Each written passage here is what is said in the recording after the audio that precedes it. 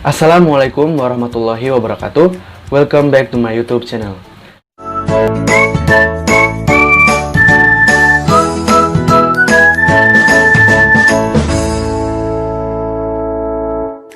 Pada kesempatan kali ini, aku membuat edisi terbaru di YouTube channel aku. Namanya adalah Mirror, Misteri and Horror. Jadi pada edisi kali ini aku bakal ngebahas segala sesuatu yang berhubungan dengan misteri maupun horor yang ada di dunia ini. Oke, nggak usah banyak basa-basi lagi, kita langsung ke videonya.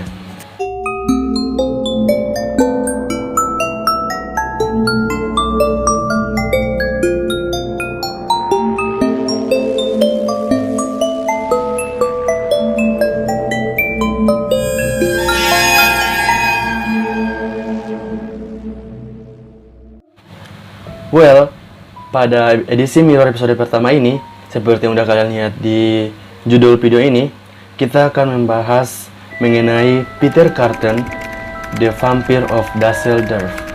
Pasti teman-teman yang sudah lama berkecimpung di dunia horor ataupun misteri sudah tidak asing lagi dengan kasus yang ini.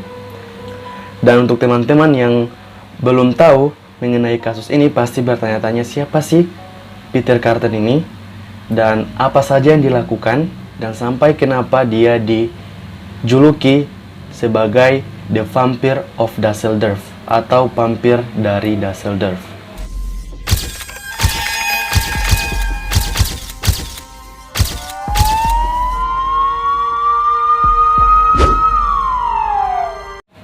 Peter Carton adalah seorang pembunuh berantai yang berasal dari Jerman.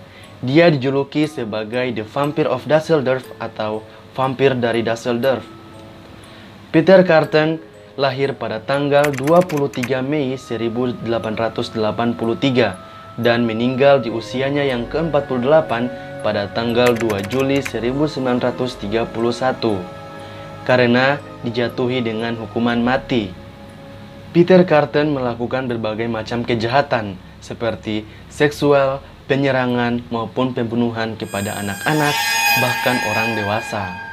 Kasus pembunuhan Peter ini berlangsung selama 2 dekade, ketika dia menyebarkan teror di Jerman pada tahun 1913 sampai penangkapannya pada tahun 1931.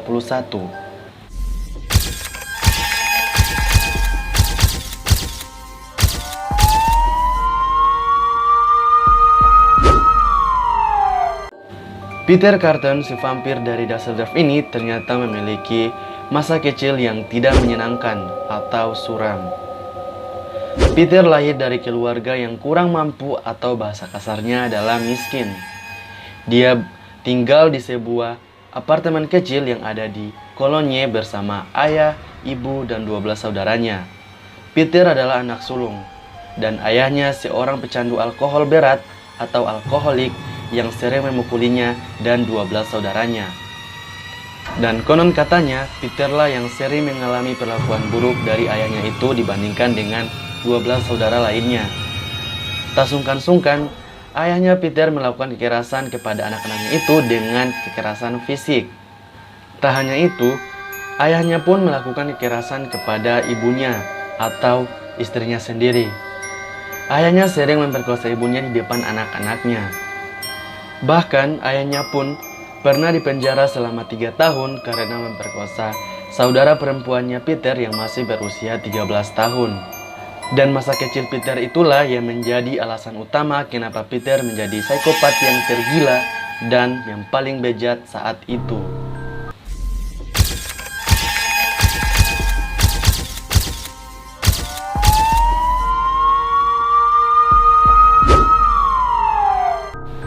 Peter memiliki kecenderungan untuk membunuh sejak usia belia. Jiwa-jiwa psikopatnya sudah mendarah daging di dalam tubuhnya sejak usia dini. Peter mengakui bahwa pembunuhan pertamanya dilakukan pada umur 9 tahun. Saat sedang melakukan arung jeram atau rafting di sungai Hain dengan teman sekolahnya, Peter mendorong salah seorang temannya dan kemudian jatuh ke dalam sungai. Melihat kejadian itu, teman Peter yang satunya langsung berusaha menolong temannya yang tenggelam dan langsung melompat ke dalam sungai tersebut untuk berusaha menolong temannya itu. Nggak sampai di situ, ternyata usaha temannya itu sia-sia saja, karena Peter malah menahan kepala temannya yang menolong itu ke dalam air dan menyebabkan kedua temannya itu tewas tak tertolong. Yang sungguh disayangkan, kematian kedua temannya itu hanya dianggap kecelakaan belaka, sehingga membuat Peter dinyatakan tidak bersalah akan kejadian tersebut.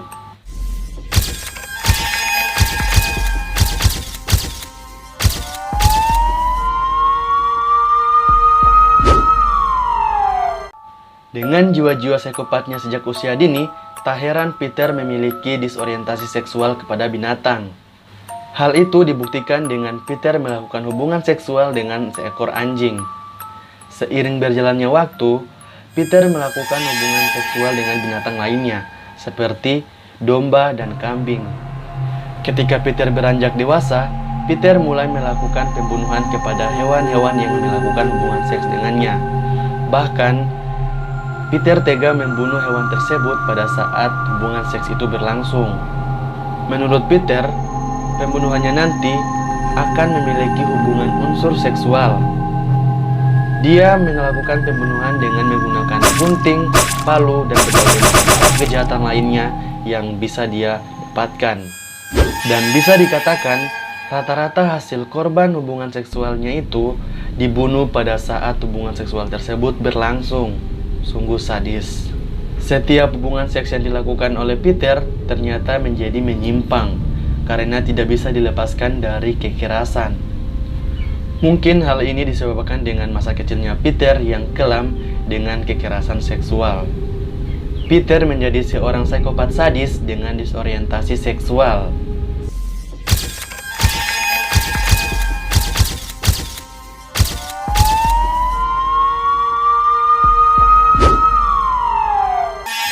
Peter melakukan pembunuhan dewasa pertamanya pada seorang gadis yang masih berusia 10 tahun. Gadis itu bernama Christine Klein. Peter melakukan kejahatan pembunuhan itu pada tanggal 25 Mei 1913. Kronologis kejadiannya, pada saat itu Peter berada di sebuah bar dekat apartemennya. Dia melihat salah satu penginapan yang ada di dekat bar tersebut. Dan ini adalah penuturannya. Saya masuk ke sebuah penginapan di Wolfstrasse, sebuah penginapan yang dimiliki oleh Klein. Saya naik ke lantai pertama, melihat dan membuka beberapa pintu kamar. Namun tak ada satupun benda yang layak untuk dicuri. Tetapi di kasur, aku melihat seorang gadis kecil sedang tidur. Umurnya sekitar 10 tahun dan berselimut tebal.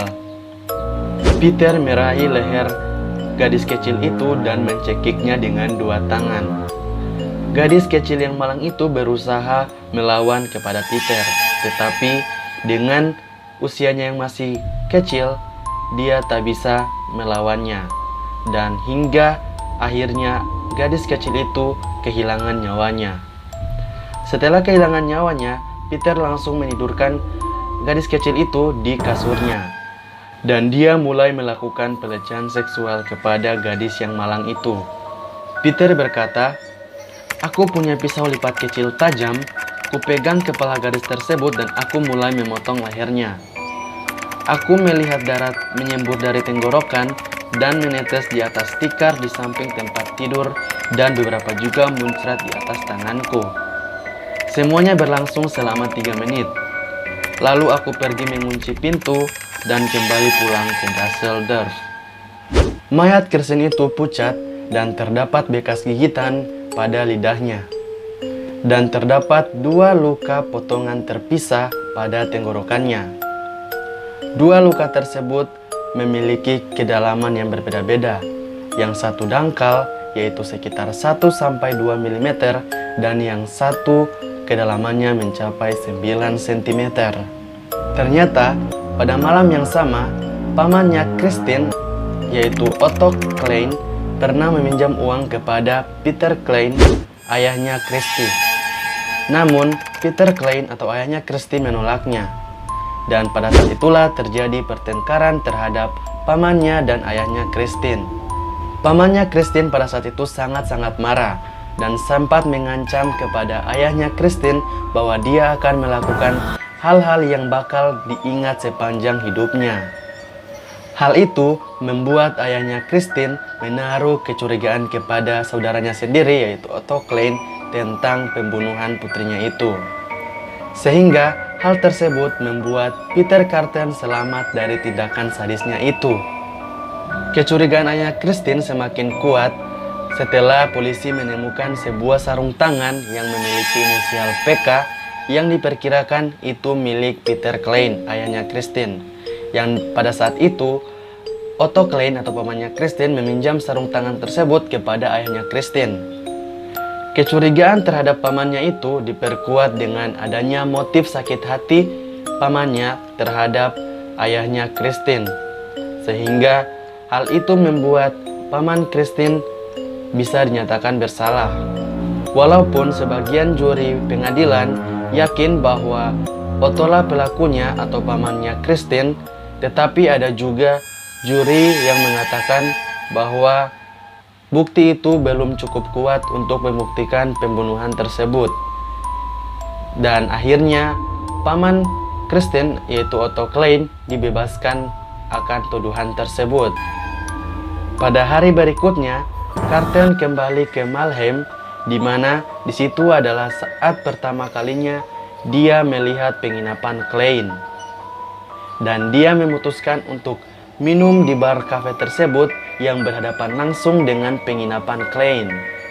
Selama dia di kafe itu, dia mendengar omongan warga yang menceritakan soal kasus pembunuhan itu dan mendengar bahwa masyarakat tersebut sangat murka akan kejadian tersebut. Dan pada akhirnya, Carten pun memutuskan untuk pergi ke makam gadis kecil itu untuk menuai kepuasan pribadinya lagi. Sebulan setelah membunuh Christine, Peter pun kembali beraksi membunuh seorang remaja yang berumur 17 tahun. Remaja tersebut bernama Gertrude Franken. Peter membunuh remaja itu dengan hal yang sama seperti Christine.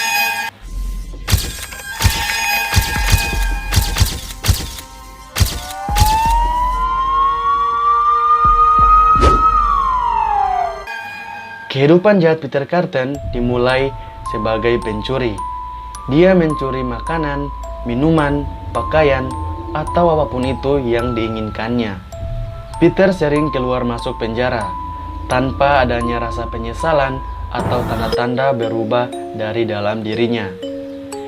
Dia malah semakin merasa marah ketika dia keluar dari penjara. Dan dia mulai melakukan peneroran kembali kepada masyarakat yang dia temui. Seperti yang dikutip dari buku The Legends karya J.D. Rush, Peter telah melakukan sebanyak 70 jenis kejahatan, termasuk membunuh, memperkosa, dan membakar wanita dan anak-anak perempuan. Peter yang sering keluar masuk penjara itu ternyata pernah menjadi anggota militer di Jerman pada saat Perang Dunia Pertama pecah. Namun Peter tidak peduli dengan kehidupan militer yang disiplin dan untuk melayani orang lain, sehingga membuat dia akhirnya keluar dari tentara militer Jerman pada waktu itu. Ternyata ada beberapa korban Peter yang selamat.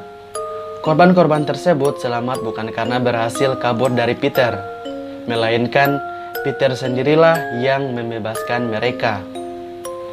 Hal tersebut dikarenakan darah dari korban-korban tersebut tidak bisa memuaskan Peter akan kesenangan seksualnya yang bejat itu. Dan sayangnya, tak ada satupun dari korban-korban yang selamat itu bisa mengidentifikasi Peter. Tak hanya itu, Peter pun mencoba bermain-main dengan polisi. Ia mengirim surat kepada polisi, di mana di dalam surat itu Peter memberitahukan kuburan dari korban-korban yang telah dibunuh, sehingga polisi bisa menemukan korban-korban tersebut. Pembunuhan yang dilakukan Peter untuk memuaskan seks dan darah itu terus berlanjut.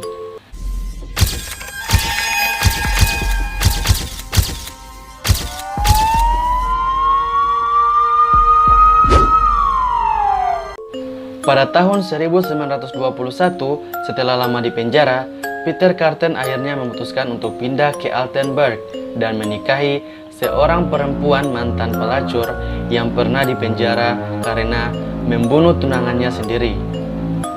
Peter tampaknya telah menjalani kehidupannya lagi dengan normal. Dia mendapat pekerjaan tetap di sebuah pabrik dan menjadi sangat aktif di kalangan serikat pekerja dengan kedok terbarunya yaitu sebagai aktivis politik. Akhirnya, 4 tahunnya dihabiskan dengan rasa kedamaian. Pada tahun 1925, Peter dan istrinya akhirnya kembali lagi ke Düsseldorf, sehingga membuat kota itu membangkitkan gairah liarnya lagi untuk melakukan tindakan kriminal. Carten akhirnya melihat cahaya malam lagi di kota itu. Dengan perasaan gembira, Peter berkata, "Matahari terbenam berwarna merah, darah saya telah kembali." Dia mengartikan bahwa ini memang takdirnya. 4 tahun setelahnya, yaitu pada tahun 1929, Peter melakukan serangan pembakaran dan beberapa kejahatan kecil lainnya. Tetapi itu hanya merupakan awal dari kengerian yang disaksikan oleh masyarakat Düsseldorf kala itu. Masih di tahun 1929, yaitu tepatnya pada tanggal 8 Februari, Peter melakukan tindakan kekerasan kepada seorang anak perempuan yang masih berusia 8 tahun, yang bernama Rosa Oliger. Pada tanggal 13 Februari 1929, Peter membunuh seorang montir dengan menusuknya sebanyak 20 kali. Lalu, Peter menghentikan aksinya itu hingga pada bulan Agustus 1929. Setelah itu, Peter kembali melakukan aksinya kepada 3 orang di waktu yang berbeda pada tanggal 21 Agustus 1929. Dalam satu kesempatan, pada tanggal 23 Agustus 1929, Peter bertemu dengan 2 orang kakak beradik perempuan yang masih berumur 5 tahun dan 14 tahun. Peter menyuruh anak tertua untuk membelikannya rokok dan memberi upah. Saat kakaknya pergi, Peter mulai melakukan pembunuhan sadis kepada adiknya dengan mencekik dan menggorok lehernya sampai adiknya itu tak bernyawa. Setelah kakaknya kembali, Peter malah menikam kakaknya itu dan menggigitnya, serta mengisap darah sang kakak tersebut. Tak hanya itu, sehari setelah membunuh kedua kakak beradik tersebut, yaitu pada tanggal 24 Agustus 1929, Peter kembali membunuh seorang perempuan dengan sangat-sangat sadis. Pada bulan September, Peter memperkosa lalu membunuh seorang perempuan yang bernama Aida Ritter dengan palu. Lanjut, pada bulan Oktober, dia kembali melakukan tindakan kriminalnya kepada 2 orang perempuan dengan cara memukul mereka menggunakan palu. Pada tanggal 7 November di tahun yang sama, yaitu pada tahun 1929, Peter kembali melakukan tindakan kriminalnya kepada seorang gadis yang masih berusia 5 tahun yang bernama Gertrude Alberman. Peter membunuh gadis tersebut dengan cara mencekiknya lalu menusuknya sebanyak 36 kali tusukan dengan menggunakan gunting. Dengan begitu banyaknya tindakan kriminal yang dilakukan oleh Peter menyebabkan polisi mengira bahwa tindakan kriminal tersebut dilakukan oleh lebih dari 1 orang. Bahkan pernah ada lebih dari 900.000 tersangka. Padahal pelakunya hanya Peter seorang. Peter akhirnya dijuluki dengan julukan The Vampire of Düsseldorf karena dia sering meminum darah dari korban tindakan kriminalnya itu. Sungguh sadis.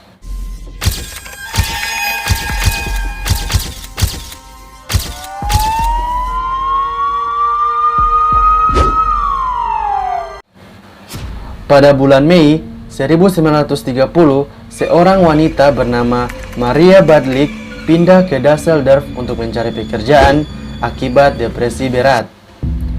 Pada tanggal 14 Mei 1930, Maria bertemu dengan seorang lelaki yang menawarinya tempat tinggal. Ketika lelaki itu membawa Maria melalui gang, Maria mulai menolaknya karena Maria teringat sebuah berita dari koran yang menyatakan bahwa ada vampir yang menguntit di daerah tersebut. Pada saat yang bersamaan, ada lelaki yang datang dan menghentikan perselisihan Maria dan lelaki tersebut. Kemudian, lelaki itu membawa Maria pergi dari situ. Namun, nasib kurang beruntung yang didapati Maria saat itu, karena laki-laki yang menolongnya ternyata adalah Peter Carton, si vampir dari Dusseldorf. Setelah singgah sebentar di apartemen Peter untuk makan bersama, Peter menawarkan kepada Maria untuk pergi ke sebuah hotel karena Maria menolak tidur bersamanya. Kemudian Maria tidak punya pilihan lain dan Maria pun menerima tawaran tersebut. Dan pada saat itu, ternyata Peter tidak mengantar Maria ke sebuah hotel melainkan ke sebuah hutan. Di hutan itulah Peter memperkosa dan mencekik Maria sebelum akhirnya Maria dilepaskan dan dibiarkan pergi. Peter melepaskan Maria karena Maria berbohong bahwa dia tidak ingat sama sekali alamat rumahnya Peter, dan Maria berjanji tidak akan melaporkan kejadian itu kepada siapapun. Dengan trauma yang cukup dalam, membuat Maria tidak berani melaporkan insiden itu ke polisi. Namun, Maria menceritakan kejadian itu di sebuah surat kepada temannya. Dan ternyata, Maria salah menulis alamat rumah temannya tersebut, sehingga membuat petugas kantor pos kebingungan akan alamat tersebut dan hingga akhirnya menyerahkan surat tersebut ke polisi. Dari surat tersebut, akhirnya pihak kepolisian menghubungi Maria, dan akhirnya Maria memberitahu alamat Peter. Peter yang tidak pernah meninggalkan jejak itu, akhirnya tahu waktunya bagi polisi untuk menemukan keberadaan atau identitas Peter. Peter pun akhirnya mengaku kepada istrinya dan mengatakan segalanya. Dan istrinya pun kaget dan tak menyangka bahwa suaminya mempunyai kehidupan ganda, yaitu seorang pembunuh berantai yang dijuluki The Vampire of Dusseldorf. Dan sebelum itu, pihak kepolisian sudah mengadakan sayembara atau sejenisnya bahwa siapa yang akan menemukan The Vampire of Dusseldorf ini akan diberikan hadiah. Dan Peter pun mengatakan kepada istrinya bahwa menagih sayembara tersebut kepada pihak kepolisian. Peter pun ditahan selama 9 hari akibat penyerangan terhadap Maria. Dan akhirnya Peter mengakui semua kasus pembunuhan yang telah ia lakukan dan dia akan bertanggung jawab terhadap semua kasus kriminal yang pernah ia perbuat, dan dia meminta agar supaya segera dihukum. Peter menceritakan semuanya dengan rinci dalam wawancara dengan psikolog Carlberg yang kemudian dibuat buku dengan judul The Sadist. Sebuah tim juri pengadilan hanya membutuhkan waktu kurang dari 7 jam untuk memutuskan hukuman kepada Peter atas 9 kasus pembunuhan dan 7 kasus percobaan pembunuhan. Peter akhirnya dijatuhkan hukuman mati pada tanggal 2 Juli 1931. Makanan terakhir yang diminta Peter yaitu sosis, kentang goreng, dan 2 botol minuman anggur. Saat Peter akan dibawa ke tempat pemenggal, Peter sempat bertanya kepada pengawal, "After my head has been cut off, will I still be able to hear, at least for a moment, the sound of my blood gushing from my neck? That will be the best pleasure to end all pleasure." Yang artinya, setelah kepalaku terpenggal, apakah aku masih bisa mendengar untuk terakhir kalinya suara darahku sendiri yang mengalir dari leherku? Itu akan menjadi hal yang paling menyenangkan di akhir semua kesenangan. Setelah kepala Peter terpenggal, para dokter sepakat untuk membelah kepala Peter tersebut guna untuk mempelajari bagian struktur kelenjar ataupun cacat lainnya yang ada di dalam kepala Peter. Namun, setelah mereka meneliti, tak ada satupun hal yang menjanggal di dalam kepala Peter tersebut. Kepala Peter isinya sama seperti kepala orang normal. Kepala Peter itu kini dimiliki oleh Museum Ripley's Believe It or Not, dan kepala tersebut diawetkan ataupun dimumikan di dalam museum dan masih terpajang hingga saat ini. Oke guys, jadi itulah cerita Peter Carton, The Vampire of Dusseldorf. So, bagaimana menurut kalian? Apakah ceritanya menarik atau bagaimana? Teman-teman bisa komen di bawah. Dan buat teman-teman yang punya info mengenai ini yang belum aku jelasin pada video ini, teman-teman bisa komentar di bawah juga.